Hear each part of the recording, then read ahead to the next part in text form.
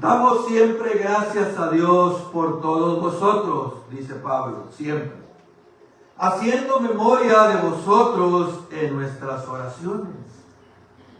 Dice, acordándonos sin cesar delante de Dios y Padre nuestro, de la obra de vuestra fe, del trabajo de vuestro amor y de vuestra constancia en la esperanza en nuestro Señor Jesucristo. Tres cualidades, hermanos, que vio Pablo en esta iglesia. Las marcas de una iglesia que Dios aprueba. Dame la introducción, hijo. Una de las preguntas más importantes que usted y yo debemos hacernos como creyente es esta: ¿cómo podemos saber realmente que Dios está haciendo algo en una iglesia? Que Dios está trabajando en una iglesia. ¿De qué manera usted y yo nos podemos percatar de eso? Porque con frecuencia respondemos a esa pregunta usando criterios equivocados. Tendemos a medir la obra de Dios por lo que es visible, cuantificable y llamativo. Por ejemplo, una asistencia numerosa los domingos para muchos es sinónimo de bendición. Dicho sea de paso, no es malo, pero no es toda la verdad. Muchos dicen que una agenda llena de actividades es una obra de Dios, es algo que Dios está haciendo. Múltiples ministerios o incluso una sólida estructura organizacional, podemos pensar que Dios está trabajando.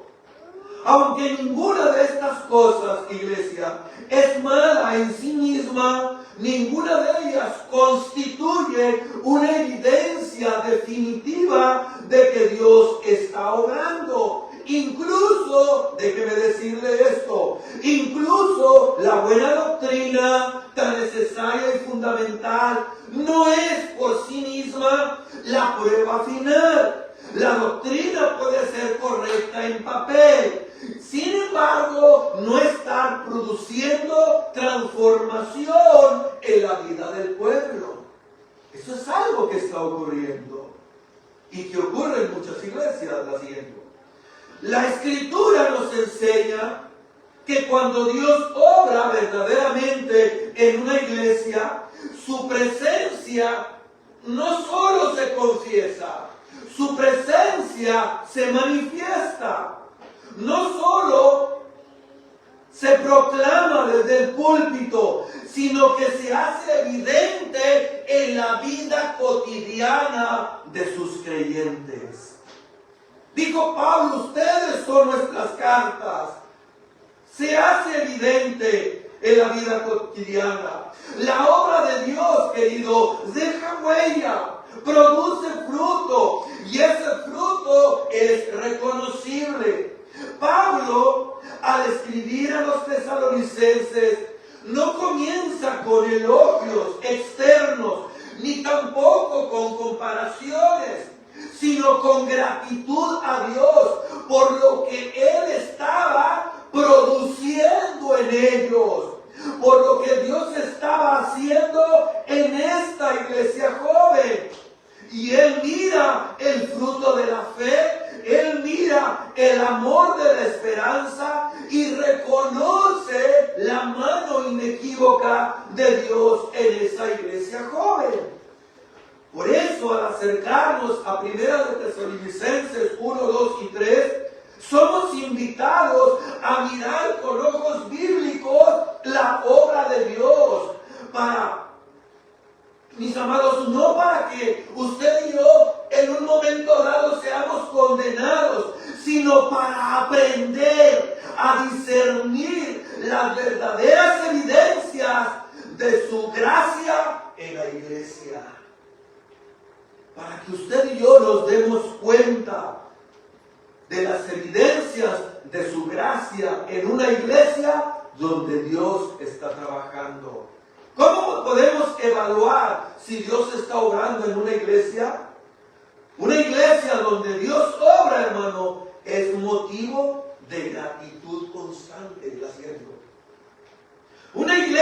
donde Dios obra, donde Dios está trabajando, donde se ve palpable el fruto, de la regeneración, del nuevo nacimiento, es motivo de gratitud constante. ¿Qué dice Pablo? Damos siempre un día más, una semana. Damos siempre gracias a Dios por todos vosotros. ¿Y por qué daba gracias? Por lo que él observaba. Así que Pablo no comienza con corrección ni con exigencias, sino que comienza con gratitud a Dios por lo que él estaba haciendo en los tesalonicenses. Y no da gracias a los tesalonicenses, sino a Dios por ellos, porque Pablo reconoce que todo lo bueno que él está observando en aquella iglesia joven tiene su origen en Dios. Porque es Dios el que hace los frutos. Porque como dice Santiago 1:17, toda buena dádiva y todo don perfecto desciende de lo alto, del Padre de las luces, es Dios. Son los efectos de un corazón regenerado, son los efectos de un corazón cambiado. Esto nos enseña algo fundamental, iglesia. Cuando Dios está obrando en una iglesia, la iglesia no se dirige al hombre, sino a Dios. Le da la gloria a Dios. Una iglesia puede impresionar a las personas, pero solo la obra de Dios en el corazón mueve a sus siervos a caer de rodillas y darle la gloria a Dios. La pregunta es, ¿somos una iglesia que provoca gratitud a Dios o admiración al hombre? Reconocemos que todo crecimiento espiritual es fruto del favor inmerecido de Dios y no de nuestro intelecto ni de nuestras capacidades. Es Dios, iglesia. Es por medio de su Espíritu Santo. Agradecemos más por los programas que hacemos o por la transformación espiritual que Dios ha realizado en los corazones. ¿Por qué agradecemos más? Hay una anécdota, hermano, la carta que nunca se envió. Se cuenta la historia que un anciano, que al ordenar sus cosas, encontró una caja llena de cartas escritas por su mano. Todas las cartas estaban sin abrir. Eran cartas que él mismo había escrito a lo largo de su vida. En esas cartas, había cartas, hermano, para sus padres, agradeciéndoles por sacrificios que nunca él les dijo en su vida. Había cartas para sus amigos que estuvieron ahí con él en los momentos difíciles. Había cartas para personas que marcaron la vida de este personaje, que marcaron su vida, pero a quienes nunca les expresó gratitud. Alguien le preguntó, ¿por qué nunca las enviaste? El anciano respondió con tristeza, siempre pensé que habría tiempo. Y ahora solo me queda el recuerdo. Hermano, dijo Don Quijote de la Mancha, de gente bien nacida es agradecer los favores que se reciben. Y Pablo le da gracias a Dios por lo que él ha hecho en el corazón de los tesalonicenses. Porque sabe que es Dios el que ha hecho todo. Pablo no esperó, no guardó su gratitud en el corazón como este anciano, no dio por sentado lo que Dios estaba haciendo en los tesalonicenses, no, él dio gracias a Dios por ello y se los hizo saber. La gratitud bíblica, querido, no es un sentimiento silencioso, es una respuesta activa que reconoce la obra de Dios en su pueblo. La gratitud, hermano, no se expresa. La gratitud, que no se expresa, esa gratitud se pierde. Se pierde. La gratitud expresada glorifica a Dios y edifica a otros. Dar gracias a Dios hoy es una forma de honrarle a Dios y darle la gloria a Él por lo que Él está haciendo. Así que no esperes a que se haga tarde para agradecerle a Dios lo que Él ha hecho en tu vida y sigue haciendo y hará. Dicho sea de paso, dar gracias a Dios en todo, porque es la voluntad de Dios. Y no solo por las cosas buenas, también, hermano, por las cosas que a veces creemos que son malas. Pero el punto es desde el punto de vista de quién son malas. Dios nunca pierde. Así que nosotros vemos aquí, en primer lugar, mis amados, una iglesia donde Dios obra es una iglesia, es motivo de gratitud constante. En segundo lugar, la siguiente, una iglesia donde Dios obra es recordada delante de Dios.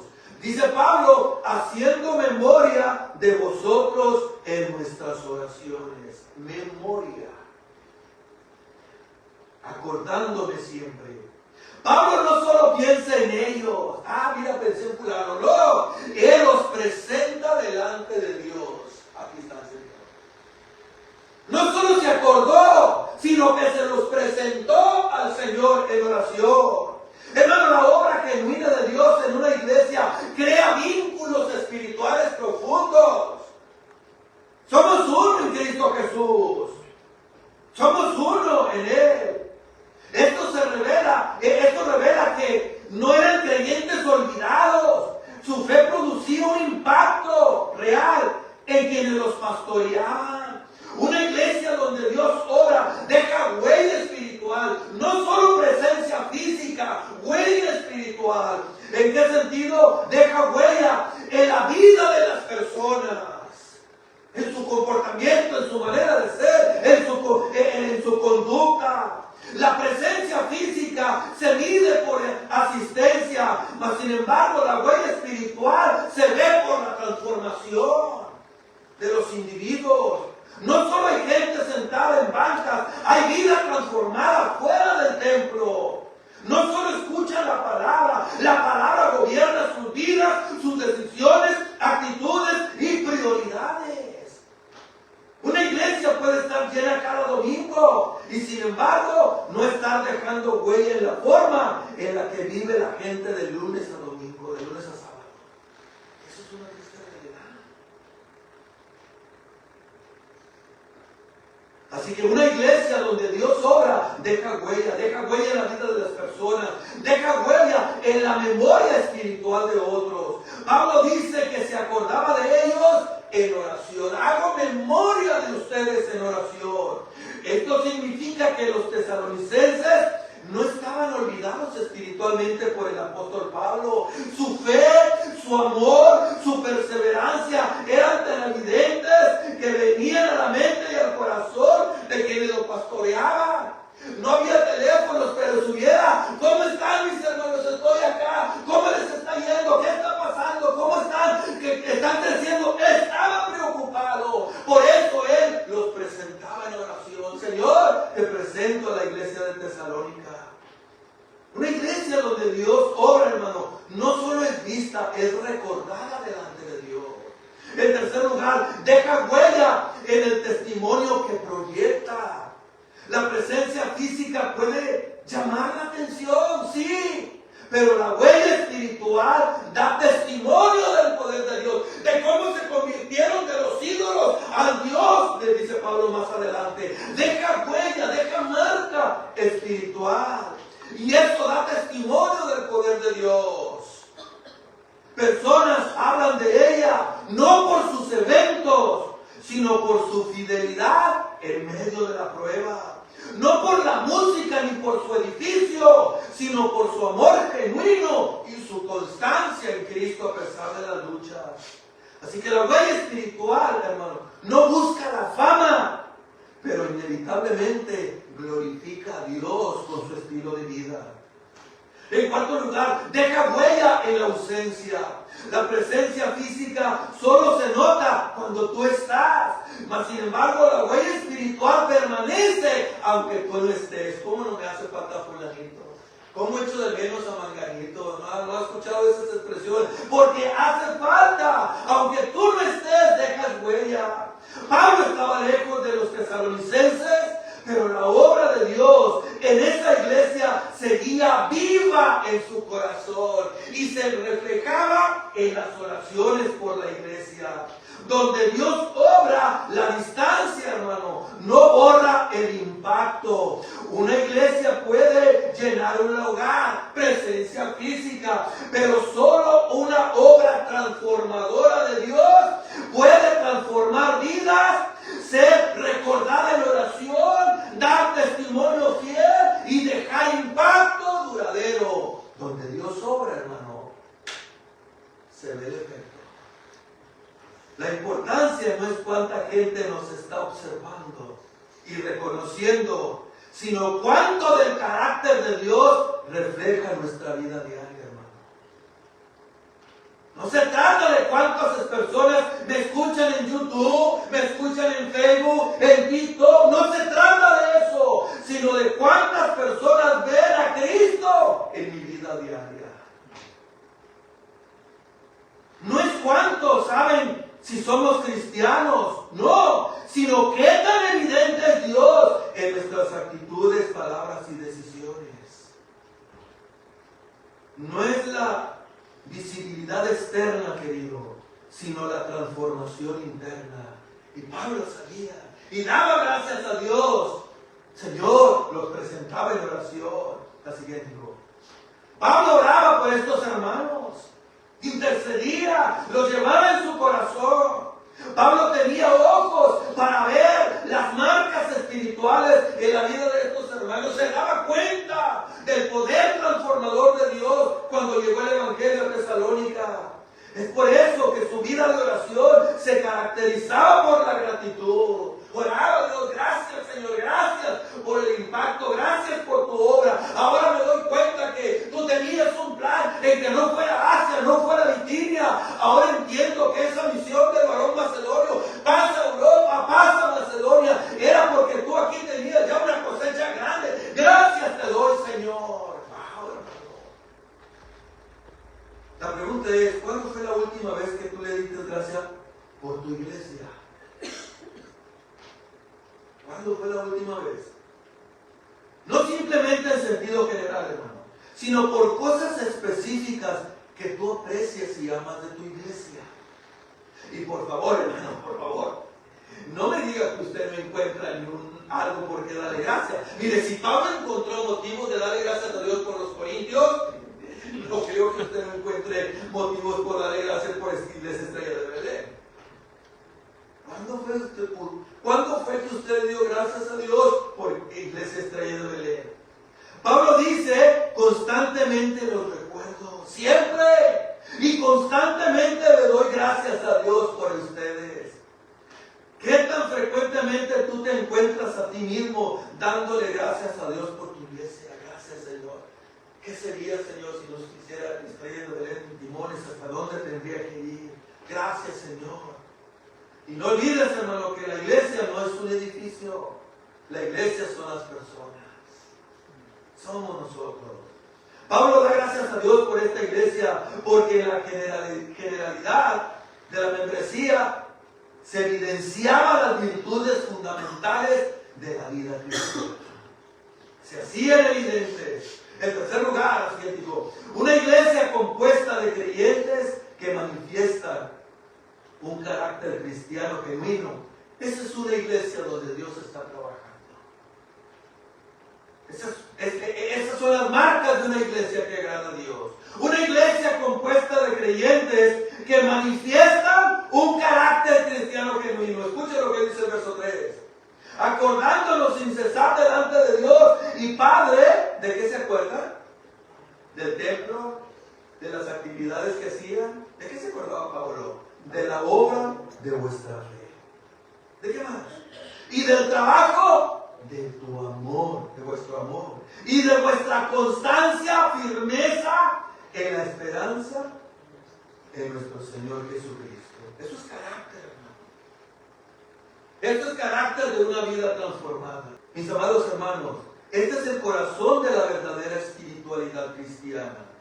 El corazón de un corazón, vaya la redundancia, el corazón de un corazón regenerado, la evidencia de un corazón regenerado.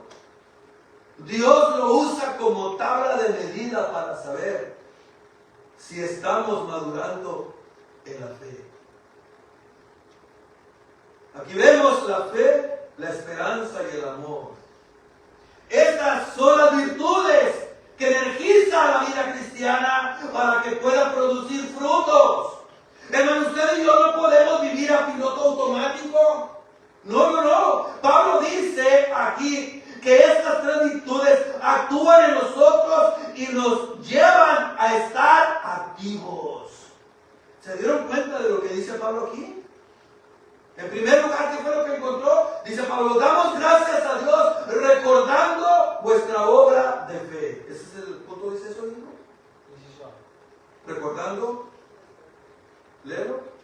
En primer lugar, damos gracias a Dios recordando vuestra obra de fe. Perfecto.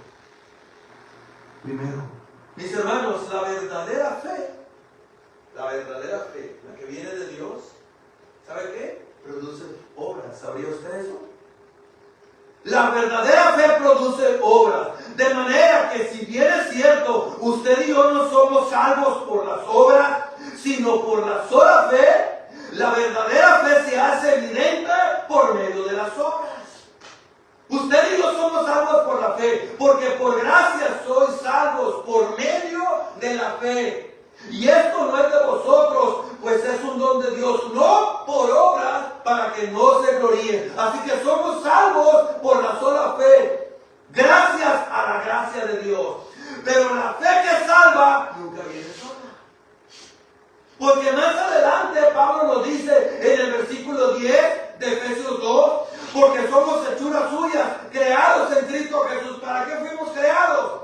Para buenas obras, las cuales Dios preparó de antemano para que viviésemos en ellas. Es alguien que ha sido transformado por el poder del Espíritu Santo, y esa transformación se hace visible a través de nuestras obras. Una fe que no tiene obras es una fe muerta, como dice Santiago. Una fe muerta.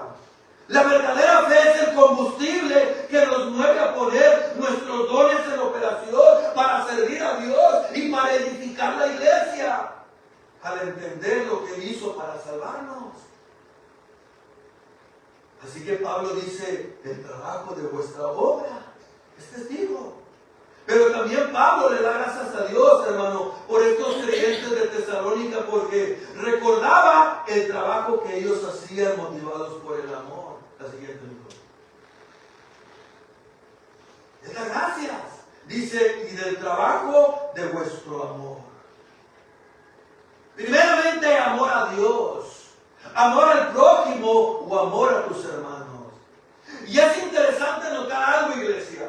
Es interesante notar que la palabra que se traduce aquí por trabajo, del griego kopos, transmite la idea de una jornada agotadora, de una labor extenuante, de una labor que cansa, de una labor que fatiga, de un trabajo que los dejó totalmente agotados. Dice, y del trabajo de tu amor. Ustedes recuerdan cuando el Señor le dice a la iglesia de Éfeso, yo conozco tu arduo trabajo y tu paciencia.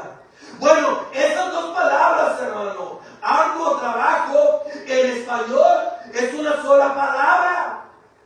En griego es una sola palabra que se traduce aquí literalmente, vuestro arduo trabajo de amor.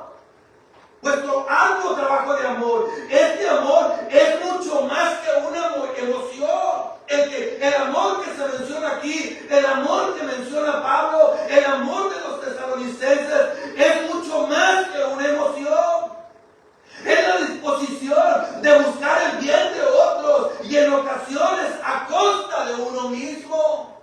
Pablo decía, ustedes se han preocupado por el prójimo, por el hermano, hasta quedar completamente agotado. Es lo que Pablo está diciendo. Este es un amor que nos lleva, hermano, a estar atentos a las necesidades de otros para ayudarles. Es un amor que nos mueve a querer suplir esas necesidades en la medida de nuestras posibilidades. Es un amor que no se agota. Es un amor que no se cansa de hacer el bien sin importar lo que recibamos a cambio.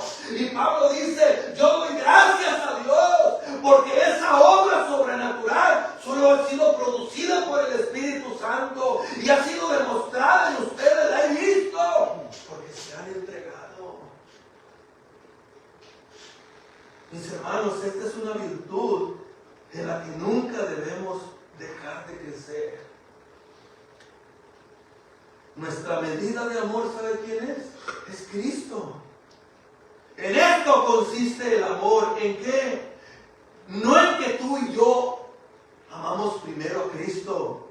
No, dice 1 de Juan 4. Sino en que Él, a pesar de nuestra triste condición, de nuestra condición perdida, Él, sin que Él viera algo que le llamara la atención, porque lo único que vio fue pecado, Él tomó la iniciativa, Él decidió amarnos por su gracia. Y no solo eso, hermano, darnos a su Hijo y clavarlo en una cruz.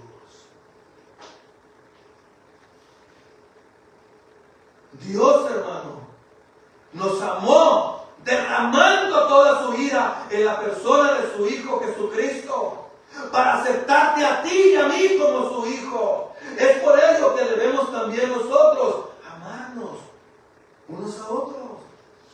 Pablo dice a los hermanos de Éfeso que nosotros debemos ser imitadores de Dios como hijos amados. ¿Y cómo hacemos eso? Andando en amor, como también Cristo nos amó y se entregó a sí mismo por nosotros.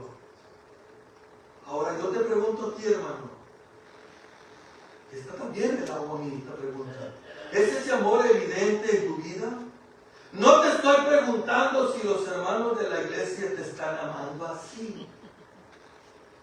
Mis amados hermanos, ¿usted cree que Pablo le daría gracias a Dios por Iglesia Estrella de Belén, por el trabajo de nuestro amor como lo hizo por los creyentes de Tesalónica? ¿Le daría gracias a Dios por nosotros? Es para que nos pongamos a reflexionar. Amados, una iglesia no es lo que sus miembros son. Perdón, una iglesia es lo que sus miembros son, no lo que es el edificio. No, la iglesia son personas. Una iglesia es lo que sus miembros son. La iglesia no son los edificios, son personas. Y Pablo le da gracias a Dios. Yo le doy gracias a Dios por ustedes, por el trabajo de vuestro amor. Pero hay una tercera marca que Pablo menciona aquí. La siguiente dijo: por la firmeza de vuestra esperanza en el Señor Jesucristo. Y esta palabra firmeza, hermano, del griego hupomone, que señala la firmeza, señala la capacidad de permanecer bajo mucha presión por mucho tiempo y no quebrarse. Dice Pablo, ustedes han estado con una presión tremenda, nadando en el paganismo, la persecución, padeciendo por los judaizantes, y aún así en esa presión han derramado el corazón y el amor por los demás, y aún así no se quiebran. ¡Wow, hermano! ¡Qué tremendo!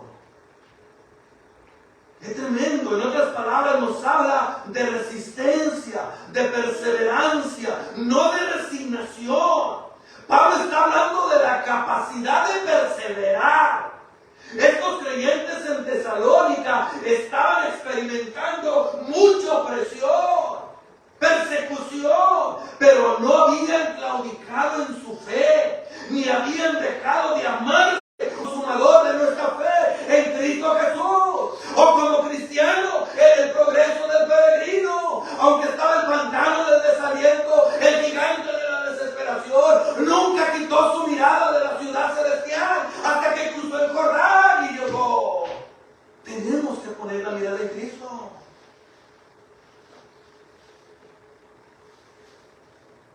Es esta esperanza lo que hace posible que nosotros sigamos perseverando en medio de un mundo que se opone a nuestra fe.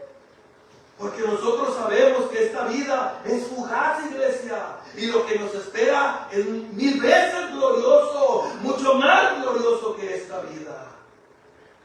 Mis amados, nuestra vida se dirige con toda certeza a un futuro glorioso que hace que valga la pena el seguir corriendo la carrera que tú y yo tenemos por delante, sin importar los obstáculos que tú y yo nos encontremos en el camino. Vas a encontrar la enfermedad, otros que abandonan el camino, te vas a desilusionar, no importa, tú pon la vida en Cristo.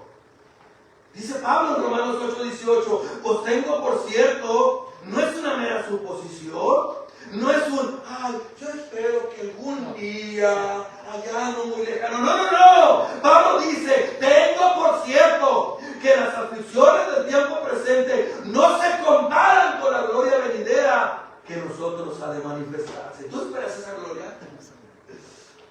¿Tú esperas ese momento, hermano, para encontrarte con Cristo?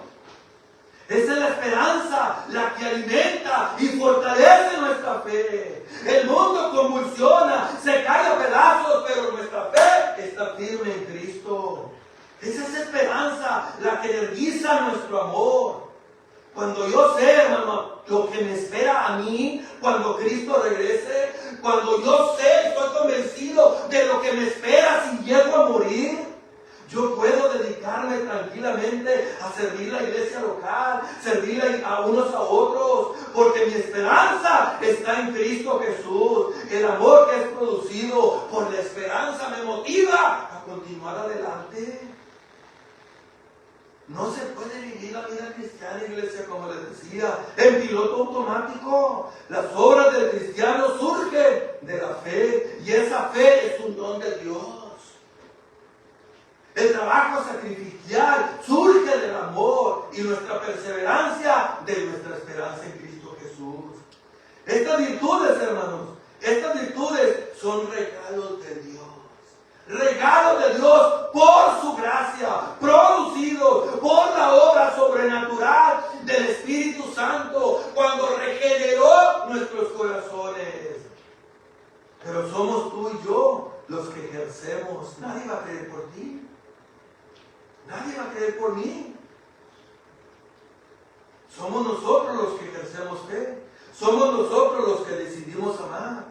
Somos nosotros los que guardamos con esperanza la segunda venida gloriosa de nuestro Señor y Salvador Jesucristo. Somos nosotros los que tenemos que perseverar. Y para eso, hermano, necesitamos ser constantes y depender de Dios. Buscarle en oración con ahínco, empaparnos de su palabra, pedirle su ayuda. Quiero hacer unas aplicaciones antes de concluir. Así me dijo. Este pasaje, hermano, no fue escrito para admirar a la iglesia de Tesalónica. Fue escrito para que nos miremos en el espejo. Para eso fue escrito. Para que nos miremos en el espejo. Pablo no elogió el tamaño de la iglesia. Oye, ¿ya tienen pantalla plasma?